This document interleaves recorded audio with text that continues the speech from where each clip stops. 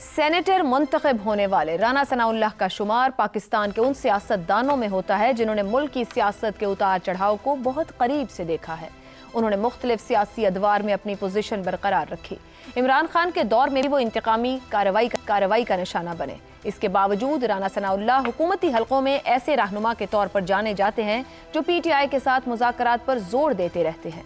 اس پس منظر میں ان کا حالیہ بیان اہمیت اختیار کر جاتا ہے، جس میں انہوں نے پاکستان تحریک انصاف کے رویے اور اس پارٹی کے کلچر پر اپنی مایوسی کا اظہار کیا۔ رانا ثناءاللہ کے مطابق سینٹ انتخابات میں پی ٹی آئی کا بائیکاٹ اپنے ممبران کے خلاف عدم اعتماد کی علامت ہے۔ انہوں نے دعویٰ کیا کہ اپوزیشن کے چند اراکین نے انہیں ووٹ دینے کے لیے رابطہ کیا، مگر انہوں نے انہیں منع کیا اور کہا کہ ہر ایک کو اپنے امیدوار کو ہی ووٹ دینا چاہیے۔ رانا ثناءاللہ نے پی ٹی آئی کے کلچر کی نشاندہی کرتے ہوئے کہا کہ یہ جماعت بطور پالیسی لعن طعن اور ذاتی توہین کے کلچر کو فروغ دیتی ہے اور مخالفین کو دیکھ کر چور یا دیگر گستاخانہ القابات دینے کی روایت اپنائے ہوئے ہے۔ ان کا کہنا تھا کہ بانی پی ٹی آئی کی قیادت میں یہ رویہ اس حد تک پھیل گیا ہے کہ اب اسے جماعت کا بنیادی کلچر سمجھا جاتا ہے۔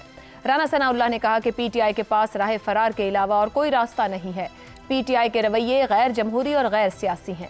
ان کے مطابق مذاکرات ہی سیاست کا بنیادی اور واحد راستہ ہے۔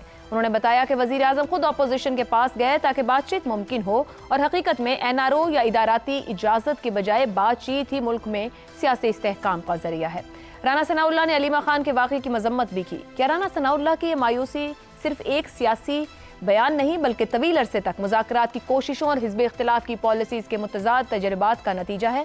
ان کے بیان سے واضح ہوتا ہے کہ سیاسی جماعتوں کی داخلی قیادت اور کلچر کس حد تک ان کی سیاسی سپیس کو متاثر کر سکتا ہے۔ سوال یہ پیدا ہوتا ہے کہ کیا واقعی پاکستان تحریک انصاف کی سیاسی سپیس کم ہو رہی ہے، اور کیا پاکستان میں کسی جماعت کی سیاسی حرکیات عدالتی انتظامی یا الیکشن کمیشن کے فیصلوں سے محدود کی جا سکتی ہیں؟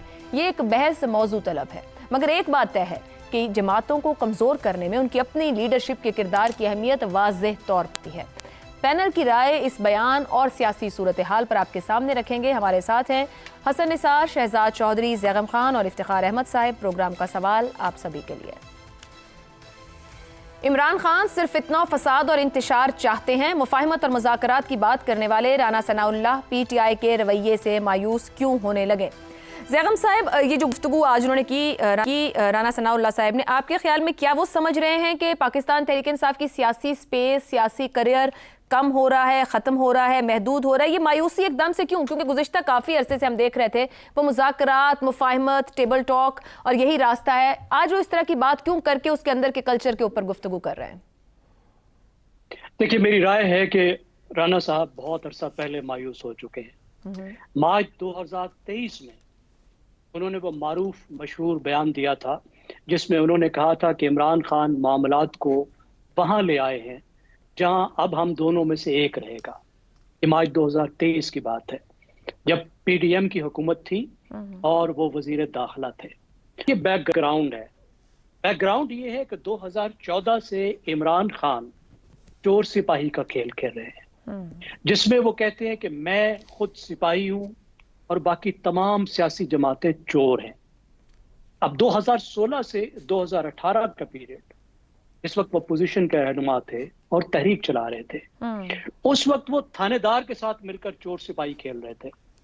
حکومت میں ہوتے ہوئے چور تھی، وہ حکومت میں ہوتے ہوئے سزائیں بھگت رہی تھی، وہ جیلوں میں جا رہی تھی، اس کے لیڈر ملک چھوڑ کے بھاگ رہے تھے۔ پھر 2018 کے بعد تو ان کی حکومت آ گئی، پھر تو وہ خود ایک لحاظ سے تھانے دار بن گئے اور انہوں نے خوب پھینٹی لگائی، پوری اپوزیشن کو انہوں نے ٹھوک دیا جیلوں کے اندر۔ اب 2022 میں جب وہ ایک بار پھر اپوزیشن میں آئے اور یہ پی ڈی ایم کی جماعتیں جو اس وقت پی ڈی ایم تھی یہ حکومت میں آئیں، تو عمران خان نے پھر بھی فیصلہ کیا کہ چور سپاہی کا کھیل جاری رکھنا ہے اور سپاہی میں ہی رہوں گا۔ اب آپ دیکھیے وہ جو پیریڈ ہے، جو 1.5 سال کا پیریڈ ہے نو کانفیڈنس موومنٹ سے عمران خان کی حکومت کے ختم ہونے کے بعد کا، اس وقت انہوں نے کیا کیا؟ امریکی سازش کا بیانیہ، جس کا مطلب ہے پاکستان کی حکومت اور پاکستان کی اسٹیبلشمنٹ امریکہ کے حکم پر پاکستان میں حکومتیں بدلتی ہیں۔ میر جعفر میر صادق کا بیانیہ، امر بالمعروف کا بیانیہ، جس میں یہ کہا گیا کہ سیاستدانوں کو گھروں میں نہیں چھوڑیں گے، ان کے بچوں سے شادیاں نہیں کریں گے۔ ان پاکستان میں بھی حملے ہوئے، उन पे बैनुल अक़वामी जगहों पर दुनिया में हमले हुए, हुक्मरानों के, वजीरों पे मस्जिद नबवी वाला वाकया हुआ, और इस कॉन्टेक्स्ट में मामलात वहां पर पहुंच चुके थे 9 मई से पहले, जहां पीडीएम की जमातें भी ये समझने लगी थी कि अब इकट्ठे नहीं रहा जाएगा। इसीलिए मार्च 2023 में ही उन्होंने वो बयान दिया था।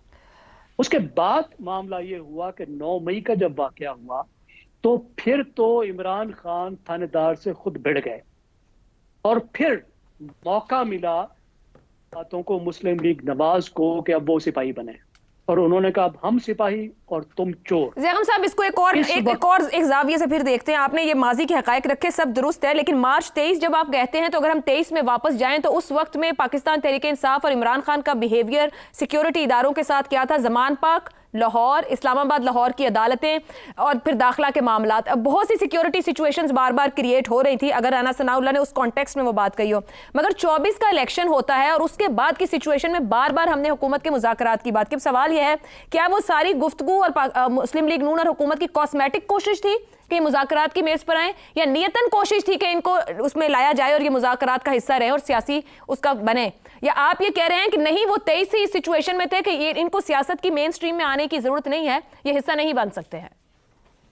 देखिए, मेरे ख्याल में हुकूमत में आने के बाद, बल्कि 9 मई के वाक़े के बाद, मुस्लिम लीग नवाज की हुकूमत की कोई मोटिवेशन नहीं बची थी, कोई ख्वाहिश नहीं बची थी कि कोई ठीक तरह से मुज़ाकरात हो।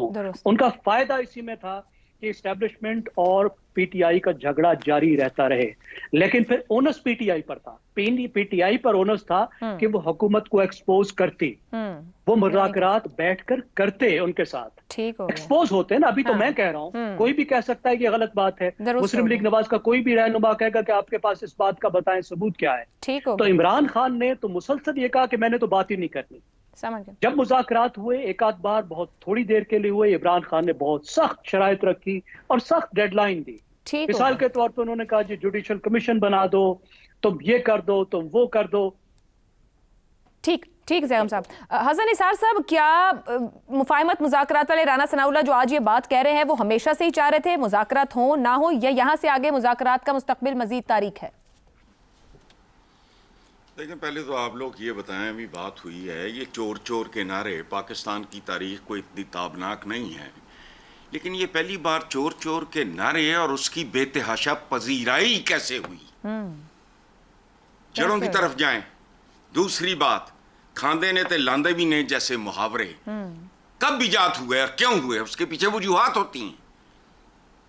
कहे खां किसी बावकार आदमी को चोर चोर लोग लितर मारेंगे या सुनेंगे ही नहीं, इसलिए ये इस तरह की बातें जाने दें। ये सूरत हाल की जो पैदा होती है उसके पीछे वजूहात होती हैं। खैर छोड़ें, मैं तफसील में नहीं जाता। सही। देखो, जो राना सनाउल्लाह ने कहा है उसकी पीछे एक सीधी सादी सी बात है, कोई लंबी चौड़ी साइंस मेरी समझ में नहीं आती। राना सनाउल्लाह एक रवायती किस्म का पॉलिटिशियन है, आई नो हिम, मेरे शहर से है। अच्छा, दूसरी बात, जिंदगी में ये ज़हन में रखें, आपने कहा ना कि रवैये से मायूस, जिंदगी में उम्मीद भी अपनी अपनी होती है, उसकी किस्में, उसके शेड्स अपने अपने होते हैं, मायूसी भी अपनी अपनी, और अपनी से मेरी मुराद है अपनी अपनी तालीम व तरबियत, उफ्ताद तबाह, जिसके बारे में बुजुर्ग कहा करते थे कि इंसान अपनी उफ्ताद तबाह का कैदी होता है। सही।